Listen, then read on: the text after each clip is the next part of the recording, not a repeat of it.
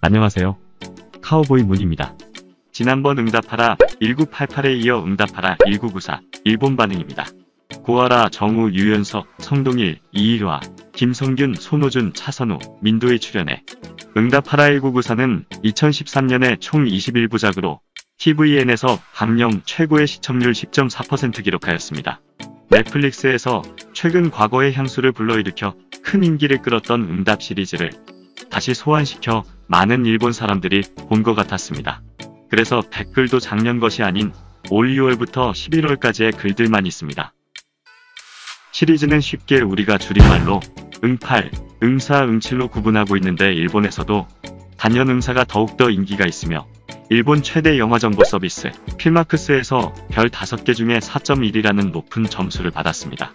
응답하라 시리즈가 인기가 있는 것은 내용도 재미있고 연기자들의 실감나는 능숙한 연기는 단연 최고이며 거기다 영화 같은 촬영 기법은 매력이 있습니다.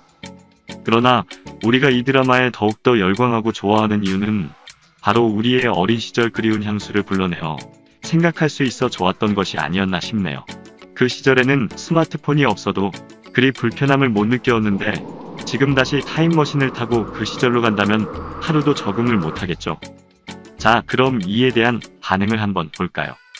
영상에 나오는 글들은 일본 네티즌들의 의견임을 밝히며 카우보이 문의 의견은 포함되지 않았다는 점을 말씀드립니다. 9편째. 처음 1997 캐릭터를 더 좋아한다고 생각했는데 보면서 모두에게 애착이 갔고 결과물도 포함해서 1997보다 더 좋아졌어. 쓰레기 오빠도 칠봉도 좋았지만 제일 좋아하는 장면은 삼청포역 장면이었어. 한국어 잘 배워서 언젠가 모두의 방언 차이도 이해할 수 있게 되고 싶어. 2번째. 쓰레기 오빠가 완전 못생겼다고 생각했는데 중간부터 굉장히 멋있게 생각되어 오는 신기함. 평소 장난치는 사람의 진면목은 좋아. 나쁜 등장인물이 나오지 않고 편안하게 볼 수 있는 청춘 드라마. 여주인공의 결혼 상대가 누구일까? 끝까지 모르는 스토리가 재밌어. 또 등장인물 한 사람의 인생을 엿볼 수 있고 눈물 있고 웃음도 있으며 끝까지 질리지 않게 만든다. 한국 드라마 좋아한다면 봐둬야 하는 드라마겠지? 한국 드라마 중에서도 엄청 좋아해. 칠봉이가 너무 좋은 사람이라 처음부터 끝까지 칠봉이 응원했었어. 이미 유연석파. 평판대로 좋은 드라마였어요. 소리 날 정도로 웃는 장면, 촉촉이 눈물이 나는 장면. 이 작가는 정말 뛰어나다. 드라마의 캐릭터는 모두 최고. 전에 꽃보다 청춘 라오스 편을 보면서 3인조 사이가 아주 좋았는데 이 드라마를 먼저 봤으면 하는 후회. 다시 라오스 편 보고 싶어졌어? 쓰레기의 정우씨도 꽃보다 청춘 아이슬란드 나왔었지. 1994는 정우씨의 매력 전개된 드라마였어. 아라짱은 무조건 귀여워. 태어나지 않은 세대의 이야기인데 어딘가 그립다. 개인적으로 효과음인 매의 양의 목소리가 좋아. 칠봉. 난 단연 708라는 건 야구를 하고 있고 그 성격 그 키. 아니 정말로 응답하라 시리즈의 연애는 동경해. 이성의 소꿉친구, 하숙친구 갖고 싶어. 꼭 짝사랑으로 끝나고 많은 욕이 있지만 정말 가슴이 답답해져. 굉장히 재미있었다. 1화 전혀 재미없어서 그만두려고 했는데 그만두지 않아서 다행이다. 1988도 봐야지. 1994년부터 시작해서 시간이 흘러 1997에 접어들었을 때 1997과의 크로스오버가 있으면 복잡하다고 생각했는데 잘 준비돼 있었다. 거의 다 모이고 대박이야. 한국 IMF 위기 경제 파탄위기, 백화점 붕괴, 한일 월드컵 개최 등 실제 사건이나 사건들도 스토리에 얽혀 있는데 이때 한국은 이렇게 힘들었나 하고 생각했다. 대기업이 부도를 내거나 취업을 해도 월급을 못 주거나 그 밑바닥에서 지금의 한국이 될 때까지 일군 것은 대단한 일이다. 먼저 88을 감상 완료. 그래서 삼청포의 충격은 엄청 강했어. 꽤 빠지기까지 시간이 걸려서 진행이 늦었지만 나머지 5화쯤부터 푹 빠졌다. 마지막 끝까지 누가 남편인지 몰랐지만 자기가 밀고 있는 사람이라서 다행이야. 나정이 칠봉이에게 하는 말에 가슴이 뭉클했다. OST도 캐스트가 부르는 게 좋았어. 88에 비해 연애요소 강하게 그 시대의 한국의 사건 등도 잘 알고 있어서 좋았다. 응답하라 시리즈 중에 제일 좋아? OST는 88이 제일 좋고 캐스트는 88, 97이 유명한 배우가 많지만 스토리는 단연구사가 좋았어. 내가 원하던 커플은 아니었지만 마무리가 잘 되어서 마음이 편해졌다. 그때만이 가능한 사건, 엇갈림이 안타까웠다. 신촌 하숙집의 마지막 아침 식사는 너무 슬펐고 시골 아이들이 쑥쑥 자라는 모습이 정말 보기 좋았다. 97개의 카메오 출연도 무척이나 들끓었다.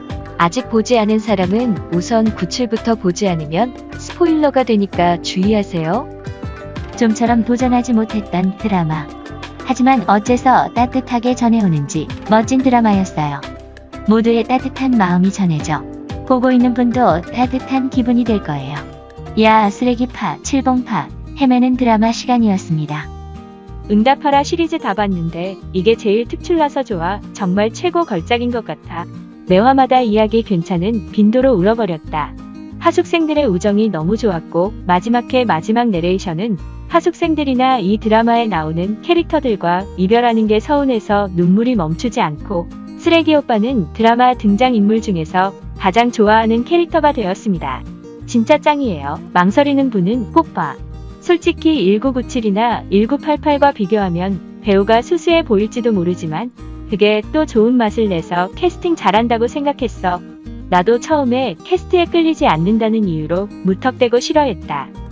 매일매일 조금씩 요리 만들면서 천천히 보다가 말끝마다 이 멤버를 더 이상 보지 않게 되는구나 라고 생각하니 슬펐다. 좋은 드라마였던 것 같아. 나는 칠봉파. 1997이 시끄러웠던 만큼 1994는 차분하게 볼 수 있었습니다. 유행이나 그때 일어났던 사건들도 묘사되어 있는 게 좋았어요. 나 같으면 칠봉이. 하지만 너무 상냥한 것도 연애에서는 불리하게 될까? 지금까지 본 것 중 가장 좋아하는 한국 드라마. 응대하라 시리즈는 모두 훌륭하지만 1994가 1번이에요. 1994년 서울의 하숙집에서 만난 남녀 대학생 7명의 연애, 우정, 부자의 애정이 깃든 따뜻한 이야기. 여주인공 나정은 이 중 누구와 결혼할까? 끝까지 알 수 없는 전개각본, 연출, 캐스팅, OST 모두 정성스럽게 만들어진 훌륭한 작품. 후반에 응답하라 1997의 이야기가 조금 얽혀있기 때문에 1997년부터 보시는 것이 더 재미있을 것 같습니다. 그렇다 치더라도 응답하라 시리즈는 끝까지 어떻게 될지 몰라 흥미롭다. 1997도 좋았지만 나는 1994가 비터스윗해서 좋아. 연애뿐만 아니라 우정, 가족에도 가득해서 다 봤을 때도 너무 행복했어요. 아날로그로부터 디지털을 경험한 세대를 중심으로 한 한국의 하숙을 무대로 한 드라마. 우선 하숙집 아버지의 인정으로 대하는 방식이 훌륭하다. 또한 하숙인의 개성 있는 묘사가 그 시대의 사건들을 담은 에피소드들을 통해 훌륭하게 표현되었다. 하숙집 딸 나정의 신랑감 추리 재미도 더해져 오래간만에 재미있게 볼 수 있었던 드라마이다. 여러분의 구독과 좋아요는 언제나 행복이 되어 돌아옵니다.